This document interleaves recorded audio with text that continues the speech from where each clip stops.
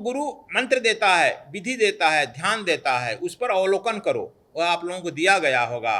और उस विधि से यदि गुरु का ध्यान तुम करने लगता है, जब तुम्हारे मन में एक निर्गुण निराकार या सत्य चित्त वृत्तियां छाने लगेगी, और जब तुम जो है समाधि की तरफ अग्रगति करने लगेगा, समझो कि यह समय का सदगुरु है। नहीं तो तुम्हारे मन में यदि विकार उत्पन्न होने लगे, वासना उत्पन्न होने लगे, और पद पैसा प्रतिष्ठा की ज्यादा हुंकार करने लगे, समझ जाओ कि हम काल के चक्कर में पड़ गए हैं, कालनेमी के चक्कर में पड़ गए।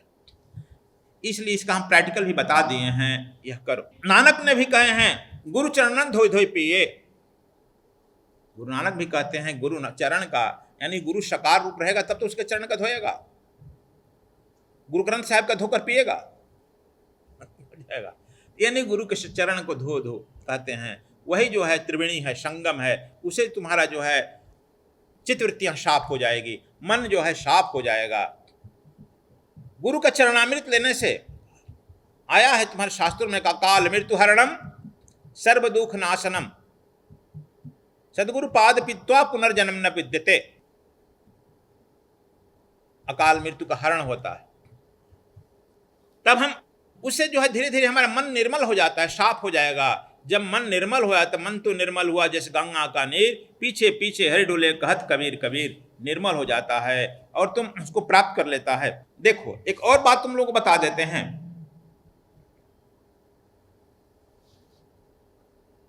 हम भी बहुत घूमे हैं,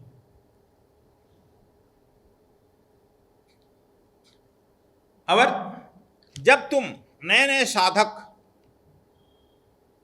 नए नए तुम साधुओं के महात्माओं के यहाँ सिद्धों के यहाँ जाएगा, उसका तुम्हें फलाफल नहीं मिलेगा, घाटा जरूर मिल जाएगा।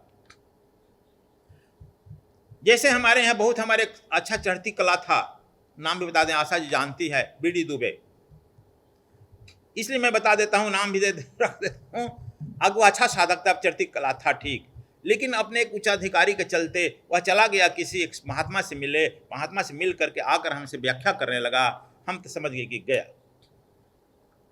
जब तुम किसी ऐसे महात्माओं से मिलता है और तुम अपने गुरु के बारे में कहेगा, साधना के बारे में कुछ भी बताएगा, वह तुम्हारे आंखों में देखेगा और तुम्हारा सारी साधना समाप्त हो जाएगी, तुम्हारा यह जीवन बेकार हुआ। इसलिए साधक को अन्य गुरुओं के यहाँ नहीं जाना चाहिए। यदि जाग चला भी गया तो तुम अपने गुरु का ध्यान करते रहो, ध्यान करते रहो। यदि तुम्हारे ऊपर किसी भी तरह का एक्शन करेगा, रिएक्शन यह होगा, वह धड़ाम से गिर जाएगा। तुम लोग इसको आजमाना, गिर जाएगा। तुम किसी भी आदमी के यहाँ, ऐसे आदमी के यहाँ तुम जा रहे हो जो साधना है, तांत्रिक है, उसके आंख मिलाया नहीं कि चट से तुम्हारी साधना को नील कर दिया। ये प्रिकॉशन ही बता रहे हैं, केवल हम ही पृथ्वी बता रहे हैं और नहीं कहीं सुना होगा, नील हो जाएगा। किसी साधारण साधक से भी जाया और हाथ मिला लिया, अंक में भर लिया, हगिंग कर लिया, तुम्हारी साधना नील, खत्म। अब उसके पीछे पीछे घूमो या किसी के पीछे में घूमो, तुम नील हो जाएगा। तुम्हारा किया हुआ ध्यान धारणा साधनाएं तुम्हारी समाप्त हो जाएगी, कुछ नहीं कर पाएगा। इसलिए साधक को हरदम कहा गया है कि डिस्टेंस मेंटेन करो, उसके आंखों में मत देखो, हाथ मत मिलाओ, शरीर स्पर्श मत करो।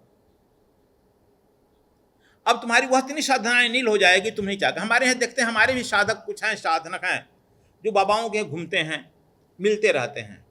उनको मैं चाह करके भी थोड़ा ऊपर उठाता हूं, तुरंत नीचे ही चला जाता है। इसलिए मैं यह जनरली अलर्ट करता हूं, इस माध्यम से और लोग भी सुनेंगे, जानेंगे। यह जो है बड़ा खतरनाक विधि हो जाती है। कबीर साहब इस पर बड़ी कठोर बोले हैं कि गुरु मर्यादा न भक्ति पुनः नहीं प्रिय अधिकार। कहा कि जो गुरु के मर्यादा में नहीं रहता है, गुरु के नियंत्रण में नहीं रहता है, गुरु के इर्द गिर्द अपनी ध्यान को नहीं रखता है, वह उसी तरह का हो जाता है। कहे कबीर बेविचारणी, वह बेविचारणी औरत है। कैसी औरत है? जो कि रोज रोज नए नए पति के साथ घूमती है। उस बेविचारणी औरत का जो हाल होता है, ऐसे ही ऐसे भक्त का हाल होता है। कबीर साहब बड़ी कहते तब कैसा करना चाहिए? पतिव्रता पति को भजे, पति भज धरे विश्वास, आन दिशा चितवे नहीं सदा पिय की आस। कबीर साहब कहते हैं जैसे पतिव्रता औरत रहती है, अपने पति को ही चित्त में धरती है, दूसरे को नहीं धरती है। सीता जी को देखती है कि लाख रावण को समझाने पर भी नहीं, वह अपने को ही समझ रहती रही। उसी तरह से जो भक्त होता है, गुरु भक्त यदि जान लिया, गुरु करने के पहले समझ ले, सोच ले, देख ले, जान ले, हर तरह से समझ ले, कोई जल्दबाजी मत करे। लेकिन जब गुरु कर लिया, समझ लिया, तब जो है वह इधर उधर अपने चित्त को धरता है, तब उसका वही हाल होता है ये भी विचारणी औरत की होती है। वह कहते हैं कि सदा कभी भी भूल करके भी नहीं रहे। यदि गुरु के कहने पर विशेष परिस्थिति में किसी साधु के यहाँ, महात्मा के यहाँ जाता भी है तो गुरु के आदेश समझ कर जाए, लेकिन अपने चित्त वृत्ति में अपने गुरु का ही ध्यान रखे रहे, उनके ही मंत्र का जाप करते रहे, जिससे उस जो है तथाकथित लंपटी गुरु का या तांत्रिक का उस पर प्रभाव नहीं पड़ेगा। यह तुम लोग आजमाना जो मैं कह रहा हूं।